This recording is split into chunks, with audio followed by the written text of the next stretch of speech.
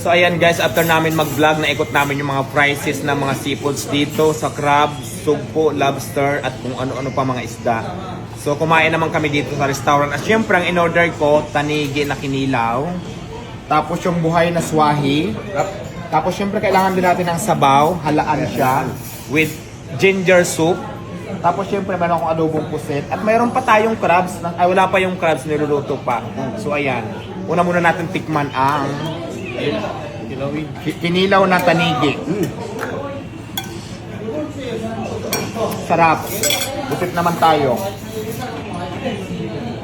Siyempre sa mamahaling restaurant tayo kailangan siyala yung pagkain mo. Ang sarap ng adobong pusit. At siyempre, huwag na natin balatan para mabilis.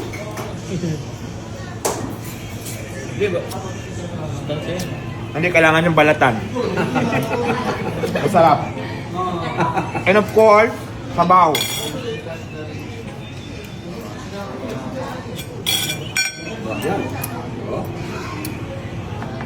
Masarap, perfect. Kaya naman, thank you so much. Masarap talaga pag seafoods talaga. Kaya kung gusto nyong tikman din dito, kumain na din kayo.